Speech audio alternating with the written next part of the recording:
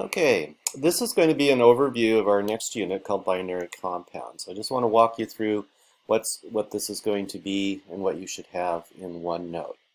So here the first page, I just put in another copy of the list.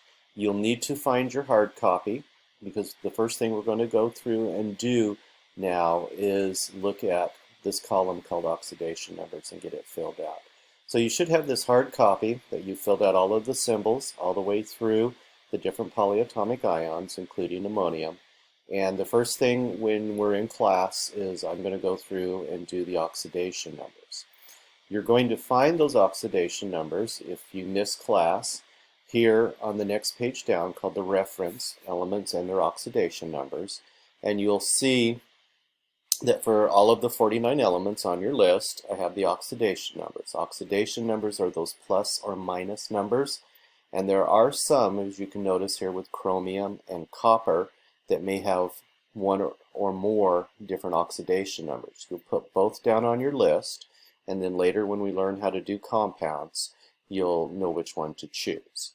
For the polyatomics, when I started this class, way back when, those are actually on the oxidation numbers were actually part of the symbol that I had you memorize. So for example, the one I like the most, acetate, its symbol is C2H3O2, but its oxidation number is -1. Hydroxide is -1. But like I said, we'll spend the first class when you're back next week talking about these. Then the next will be, I will go through notes on how to do the binary compounds. So we'll spend a class period learning how to do that. I'll work examples. I'll actually give you a copy of these examples that I have in notes that will work together in class so you can have them as reference.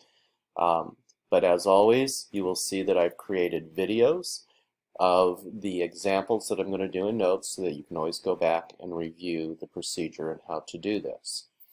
Then we're going to start what I call the mastery based learning on this. So you'll be given a worksheet. This is a hard copy worksheet that you'll be picking up. You'll actually see that it is 100 questions long. Don't freak out because it's a lot easier than you'll see.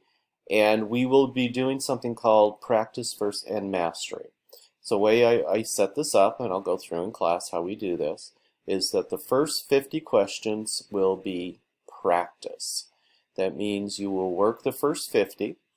You will actually grade them yourself. And to do that, you will see in the collaboration space that I have a section called answer keys.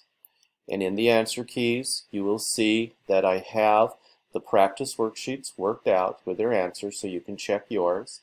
And I've also gone one step further to give you a video of how I worked out the different problems. So it goes up through question 44 and how I worked it out so that if you're not sure, when you check the answer key here, oh, well, how did you get chromium sulfate as Cr2 with sulfate in parentheses 3? You can go to the video and see that. But you will be required to do practice first, and then the remaining questions, as you can see on the worksheet here, 51 through 100, are mastery, which means I correct them. And you have to get it perfect. So what happens is you will turn it in. I will correct it. If something's wrong, I say this question's wrong. You have to go figure out what's wrong with it, fix it, bring it back, and I correct it. So the grade you will get on any mastery assignment is either 100% or 0. There's nothing else. And you'll always work towards getting 100%. Now, how are we going to do this without turning in papers? Because of the COVID situation, I'm not taking papers. So you'll see for checkpoint 1, the practice worksheet requires you to insert the photograph, just like we did with those color-coded periodic tables that were on paper. So you will photograph all of the pages that I can see, and I have to see 1 through 50. So you'll photograph the pages that are necessary for me to see your answers on 1 through 50. Each page that you photograph on the paper must have your name on it. So if I don't see your name on the photograph, you don't get it. It'll be sent back to you and say redo it. And then I'm checking to see if you did the work, and you should have gone to the online answer key over here in the collaboration space, checked it. So I would see a photograph of up through this page, which is page number whatever it is, 2 it looks like. Okay, and your name would be on every page. If your name isn't on it, it comes right back to you. Okay, then for the mastery, which is actually the first final product, you will also do the same thing. You will photograph those, and then I grade them. And I will circle on the photograph, this question's wrong. I will also put in Summit on the feedback page, question number 52 is wrong. I do not tell you what's wrong with it. You have to figure that out.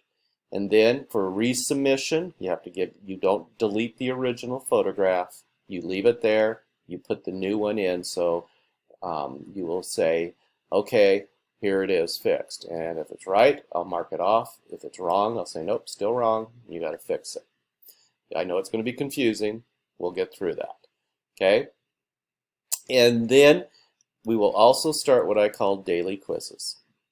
And on daily quizzes, we will be taking a daily quiz. You will actually take it on paper. It's a little 4-question quiz for doing these things. It'll be on paper. We'll do a practice one first so you get the idea. And instead of turning in the paper, you're actually going to turn in a photograph of your quiz. I will grade the photograph and put the score here. That's a one-time only deal. You don't get to make it up, but it is something that I use as a checkpoint. And now my OneNote is freezing, which it just froze. Let me bring it back up. Okay. So on that, again, you will be doing that. It is the second final product. So when we get 5, we'll do 5 quizzes. So it'll take us a while to get through it because we only meet twice a week, and we will do these in class. Okay. But we will get 5 done, and then it's your total score of the 5 as what I will put into Summit. The final product is an actual test. We will actually be doing a test here that you'll be doing, so it'll be an actual test. We will take that test in class, so I will announce towards the end of this project when we do the test. And you will take it in class, same thing, you'll photograph it, put it in here, I grade the photograph, and I won't grade the actual test. So that's how we're going to start doing this. And this will be the next couple of units that you see in Summit. So binary compounds, and then our next one is balanced equations, and we move forward. So we're kind of not doing labs for a while. We'll be doing these kind of assignments. These are more the academic part of chemistry that we're going to be doing. So you just have to be patient. It really is to your advantage to be here in the 2 days of class that you should be here. So you can get the proper instructions, and we'll go from there. It's going to be a little confusing. We'll get through it. COVID doesn't make anything easy, but we're getting through everything.